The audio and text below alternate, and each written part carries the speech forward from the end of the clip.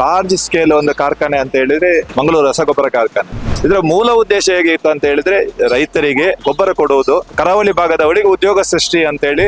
ಆದ್ರೆ ಈಗ ನೋವಿನ ಸಂಗತಿ ಅಂತ ಹೇಳಿದ್ರೆ ಅದರ ಹೆಸರು ಬದಲಾವಣೆ ಆಗಿದೆ. ನಮ್ಮ ನೀರನ್ನು ಉಪಯೋಗಿಸಿದ್ದಾರೆ, ನಮ್ಮ ಎಲ್ಲವನ್ನು ಉಪಯೋಗಿಸಿರುವಾಗ ಮಂಗಳೂರು ರಸಗೊಬ್ಬರ ಕಾರ್ಖಾನೆ ಎಂಬ ಹೆಸರು ಯಾಕೆ ಬೇಡ ಆಯ್ತು? ಇದು ಮೊದಲನೇ ಸಲ ಅಲ್ಲ.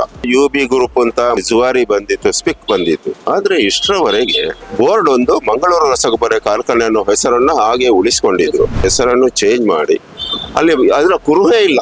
ನಾನು ಮೊದಲನೇದಾಗಿ ಮಂಗಳೂರಿನವ, ಆಮೇಲೆ ಕಂಪನಿ ಉದ್ಯೋಗಿ ಅಂತ ಹೇಳಿ ಒಂದು ಸೆಂಟಿಮೆಂಟಲ್ ಅಟ್ಯಾಚ್ಮೆಂಟ್ ಇತ್ತು. ಓನರ್ ಬೈದಾನಿ ತಾಕ್ಲಿ ಅದಕ್ಕೆ ನಮ್ಮೇನು ಅಭ್ಯಂತರವಿಲ್ಲ. ಆದ್ರೆ ಮೂಲ ಹೆಸರನ್ನು ಉಳಿಸಿ, ಯಾಕೆಂದ್ರೆ ಇದು ಯಾರದೇ ಒಬ್ಬರ ಇಂಡಿವಿಜುವಲ್ ಹೆಸರಲ್ಲಿ ಇಲ್ಲ, ಮಂಗಳೂರಿನ ಐಡೆಂಟಿಟಿ ಅದು. ನನ್ನ ಹೆಸರು ಶಿವರಾಮ್ ಶೆಟ್ಟಿ ಅಂತ. MCF ಅಲ್ಲಿ ಉದ್ಯೋಗಿ ಆಗಿದೆ, ನಿವೃತ್ತಿ ಆಗಿದ್ದೇನೆ ಈಗ. ನೋಡಿ, MCF ಕಾರ್ಖಾನೆ, ಮಂಗಳೂರು ರಸಗೊಬ್ಬರ ಕಾರ್ಖಾನೆ ಈ ಕರಾವಳಿಯ ಭಾಗದಲ್ಲಿ ಮೊದಲು ಹಂಚಿನ ಕಾರ್ಖಾನೆ ಇದೆಲ್ಲ ಇತ್ತು.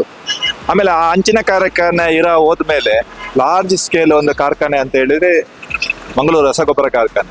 ಇದರ ಮೂಲ ಉದ್ದೇಶ ಹೇಗಿತ್ತು ಅಂತ ಹೇಳಿದ್ರೆ, ಈ ಕಾರ್ಖಾನೆಯನ್ನು ಮಾಡಿದ ಮೂಲ ಉದ್ದೇಶ ಈ ನಮ್ಮ ಈ ಭಾಗದ ದಕ್ಷಿಣದ ಭಾಗದ ರೈತರಿಗೆ ಗೊಬ್ಬರ ಕೊಡುವುದು, ಮತ್ತೆ ಇಲ್ಲಿ ಕರಾವಳಿ ಭಾಗದವರಿಗೆ ಉದ್ಯೋಗ ಸೃಷ್ಟಿ ಅಂತೇಳಿ. ಸುರಿಗೆ UB ಗ್ರೂಪ್ ಬಂತು ಒಂದು 30-35 ವರ್ಷದ ಮೊದಲು. ಅದು UB ಗ್ರೂಪ್ ರಾಜ್ಯ ಸರ್ಕಾರದಿಂದ ಅದು UB ಗ್ರೂಪಿಗೆ ಬಂತು. UB ಗ್ರೂಪಿಗೆ ಬಂದಾಗ ಆ ಕಾರ್ಖಾನೆಯನ್ನು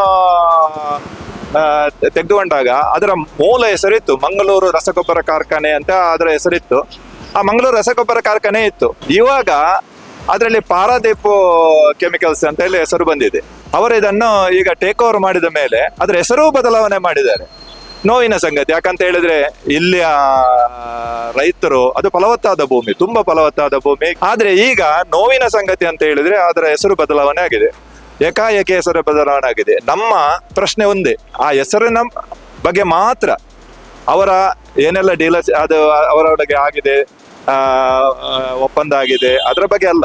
ನಂಗೆ ಆ ಹೆಸರು ನಮ್ಮ ತೆಗೆದಕ್ಕೆ ನಮಗೆ ನೋವಿದೆ. ನಾವು ಆ ನೋವನ್ನು ವ್ಯಕ್ತಪಡಿಸ್ತಾ ಇದ್ದೇವೆ. ಆರ್ಥಿಕ ತಜ್ಞರೆಲ್ಲ ಹೇಳ್ತಾ ಇದ್ದಾರೆ ಅದು ಪೂರ್ತಿ ಅವರು ಟೇಕ್ ಓವರ್ ಮಾಡಿದ್ದಾರೆ ಅಂತೇಳಿ.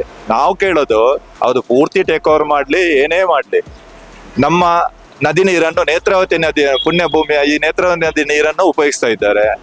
ನಮ್ಮ ವಿದ್ಯುತ್ ಅನ್ನು ಮಂಗಳೂರು ವಿದ್ಯುತ್ ಪ್ರಸರಣದ ವಿದ್ಯುತ್ ಹೆಚ್ಚುವರಿಯಾಗಿ ಉಪಯೋಗಿಸ್ತಿದ್ದಾರೆ. ನಮ್ಮ ನೀರನ್ನು ಉಪಯೋಗಿಸ್ತಿದ್ದಾರೆ. ನಮ್ಮ ಎಲ್ಲವನ್ನು ಉಪಯೋಗಿಸ್ತಿರುವಾಗ ಮಂಗಳೂರು ರಸಗೊಬ್ಬರ ಕಾರ್ಖಾನೆ ಎಂಬ ಹೆಸರು ಯಾಕೆ ಬೇಡ ಆಯ್ತು?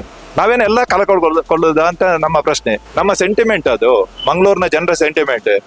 ಈಗ 50 ವರ್ಷದ ಮೊದಲು ಆ ಹೆಸರು ಬಂದದ್ದು, ಒಂದು 2 ಜನರೇಷನ್ನೇ ಮುಗ್ದೋಯ್ತು.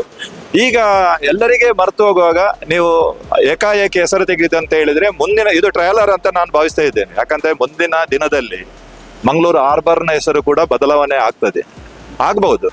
ಯಾಕಂತ ಹೇಳಿದ್ರೆ ಈ ವಿದ್ಯಮಾನ ನೋಡುವಾಗ ಪೋರ್ಟಿನ ಹೆಸರು ಬದಲಾವಣೆ ಆಗ್ಬಹುದು. ಕೊನೆಗೆ ಮಂಗಳೂರೇ ಮಾಯವಾಗಬಹುದು. ಯಾಕಂತ ಹೇಳಿದ್ರೆ ನಾವು ತುಂಬಾ ಕಳ್ಕೊಂಡಿದ್ದೇವೆ. ಭಾಷೆಯ ವಿಷಯದಲ್ಲಿ ಕಳ್ಕೊಳ್ತಾ ಇದ್ದೇವೆ, ಈ ಭೂಮಿಯ ವಿಷಯದಲ್ಲಿ ಕಳ್ಕೊಳ್ತಾ ಇದ್ದೇವೆ. ನಾವು ಅಷ್ಟು ಮಂಗಳೂರಿನ ಜನರು ಪ್ರಜ್ಞಾವಂತರಾದ್ರ ನಾವೇನೋ ಆ ಬಗ್ಗೆ ನಾವು ಅತಿ ಬುದ್ಧಿವಂತರಾಗಿದೆ ಅಂತ ನನ್ಗೊತ್ತು ನೋವಾಗ್ತಾ ಇದೆ. ಇನ್ನು ಅವರಿಗೆ ಎಲ್ಲಿ ಉದ್ಯೋಗ ಸಿಗ್ತದೆ? ಇಲ್ಲಿ ಕಲ್ತ ನಮ್ಮ ಬೇರೆ ಬೇರೆ ವಿಭಾಗದಲ್ಲಿ ಕಲ್ತ ಮಕ್ಕಳಿಗೆ ಎಲ್ಲಿ ಕೆಲಸ ಸಿಗ್ತದೆ? ಎಲ್ಲಿ ಹೋಗ್ಬೇಕು ಅವರು? ಇಲ್ಲಿಂದ ಹೋಗಬಾರ್ದು, ನಮ್ಮ ಯಾವುದು ಟೆಕ್ನೋಕ್ರಾಟ್ ಹೋಗಬಾರ್ದು ಅಂತ ನಾವು ಒಂದು ಕಡೆಯಿಂದ ಹೇಳ್ತಾ ಇದ್ದೇವೆ. ಅದನ್ನು ಉಳಿಸುವುದು ನಮ್ಮ ಜವಾಬ್ದಾರಿ ಅಲ್ಲ. ಯಾಕಂತ ಹೇಳಿದ್ರೆ ಪಾರಾದೀಪ್ ಫರ್ಟಿಲೈಸರ್ ಹೆಸರು ಬಂದ್ರೆ ಖಂಡಿತವಾಗಿಯೂ ಡೆಲ್ಲಿಯಿಂದಲೋ ಒಡಿಶಾದಿಂದಲೋ ಇದನ್ನು ಕಂಟ್ರೋಲ್ ಆಗ್ತದೆ. ನಮ್ಮವರಿಗೆ ನೋಡಿ, ಇಲ್ಲಿ ಮಂಗಳೂರಲ್ಲಿ ಈಗ ನಮ್ಮವರಿಗೆ ಕಾಂಟ್ರಾಕ್ಟ್ ಈ ಕೆಲಸದಲ್ಲಿ 25,000 ಸಂಬಳದಲ್ಲಿ ದುಡಿಯುವಂಥದ್ದು ಮಾತ್ರ ಸಿಗ್ತಾ ಉಂಟು. ನಾನು ಅದಕ್ಕಾಗಿ ಪ್ರಜ್ಞಾವಂತರು ನಮ್ಮ ಜನರು ಹೇಳಿದ್ರೆ ನಾವು ನಮ್ಮ ಈ ವಿಷಯವನ್ನು ಹೇಳುವುದು ನಮ್ಮ ಧರ್ಮ. ನಾವು ಎಲ್ಲರೂ ಇದರ ಬಗ್ಗೆ ಧ್ವನಿ ಎತ್ತಬೇಕು. ನಮ್ಮದನ್ನ ಕಳ್ಕೊಳ್ಳೋದು ಯಾಕಾಗಿ ಕಳ್ಕೊಳ್ಬೇಕು? ಆ ಹೆಸರನ್ನೊಂದು ಕೊಡಿ, ನಮ್ಗೆ ಹೆಸರು ಉಳಿಸಿ. ಆ ಹೆಸರು ನೋಡಿದಾಗ ಆದ್ರೂ ನಮ್ಮ ಹಿರಿಯರು ಅಲ್ಲಿ ಎಷ್ಟೆಲ್ಲ ಜಾಗ ಕೊಟ್ಟಿದ್ದಾರೆ, ಅವರೊಂದು ತೃಪ್ತಿ, ಅವರ ಆತ್ಮಕ್ಕೆ ತೃಪ್ತಿ ಸಿಗ್ಲಿ ಅಂತೇಳಿ ನಾನು ಕೇಳಿಕೊಳ್ಳೋದು. ನನ್ನ ಹೆಸರು ಜಯರಾಮ್ ಶೆಟ್ಟಿ ಅಂತೇಳಿ. ನಾನು ನಮ್ಮ ಮಂಗಳೂರು ರಸಗೊಬ್ಬರ ಕಾರ್ಖಾನೆಯಲ್ಲಿ 10-20 ವರ್ಷ ಸರ್ ಕೆಲಸ ಮಾಡಿ ಆಮೇಲೆ ಈಗ ಬಿಟ್ಟು ಸಹ ಒಂದು 20-25 ವರ್ಷ ಆಗಿದೆ. ನಾವೀಗ 20 ವರ್ಷ ಬಿಟ್ಟು ಆಗಿದ್ರು ನಮ್ಗೊಂದು ಈ ಮಂಗಳೂರಿನ ಈ ಕಾರ್ಖಾನೆ ನಾನು ಉದ್ಯೋಗಿ ಒಂದು ಹೆಮ್ಮೆಯ ವಿಷಯ. ಮುಂಚೆ UB ಗ್ರೂಪ್ ಅಂತ, ಅದೇ ರೀತಿ ಆಮೇಲೆ ಜುವಾರಿ ಬಂದಿತ್ತು, ಸ್ಪಿಕ್ ಬಂದಿತ್ತು. ಆದ್ರೆ ಇಷ್ಟರವರೆಗೆ ಬೋರ್ಡ್ ಒಂದು ಮಂಗಳೂರು ರಸಗೊಬ್ಬರ ಕಾರ್ಖಾನೆ ಅನ್ನೋ ಹೆಸರನ್ನ ಹಾಗೆ ಉಳಿಸಿಕೊಂಡಿದ್ರು. ಈಗ ಎಂಟೈರ್ಲಿ ಆಗಿ ಪರಾದೀಪ್ ಫಾಸ್ಫೇಟ್ ಅನ್ನೋ ಕಂಪನಿ ಅದನ್ನ ತೆಗೆದುಕೊಂಡಿದೆ, ಓನರ್ಶಿಪ್ ಅನ್ನ ತೆಗೆದುಕೊಂಡಿದೆ. ಓಕೆ ಸರಿ, ತಗೊಂಡ್ಮೇಲೆ ಅವರು ಏಕಾಏಕಿ ಮಂಗಳೂರು ರಸಗೊಬ್ಬರ ಕಾರ್ಖಾನೆ ಇರುವಂತ ಹೆಸರನ್ನು ಚೇಂಜ್ ಮಾಡಿ ಅಲ್ಲಿ ಅದರ ಕುರುಹೇ ಇಲ್ಲ, ಪಾರಾದೀಪ್ ಫಾಸ್ಫೇಟ್ ಅಂತ ಹಾಕಿದ್ದಾರೆ. ನೋಡಿ, ಈ ಮಂಗಳೂರು ರಸಗೊಬ್ಬರ ಕಾರ್ಖಾನೆ ಅನ್ನೋದು ಅದು ನಮ್ಮ ಊರಿನ ಹೆಸರು. ನಮಗೆ ಆ ಕಡೆ ಈ ಕಡೆ 20 ವರ್ಷ ಬಿಟ್ಟಾದ್ರೂ ಒಂದು ಹೆಮ್ಮೆ. ನಾನು ಮೊದಲನೇದಾಗಿ ಮಂಗಳೂರಿನವ, ಆಮೇಲೆ ಈ ಕಂಪನಿ ಉದ್ಯೋಗಿ ಅಂತೇಳಿ ನಮಗೊಂದು ಸೆಂಟಿಮೆಂಟಲ್ ಅಟ್ಯಾಚ್ಮೆಂಟ್ ಇತ್ತು. ಮಣ್ಣು ಬೇಕು ಅವರಿಗೆ, ನೀರು ಬೇಕು, ಇಲ್ಲಿ ಇನ್ಫ್ರಾಸ್ಟ್ರಕ್ಚರ್ ಎಲ್ಲ ಯೂಸ್ ಮಾಡ್ತಾರೆ.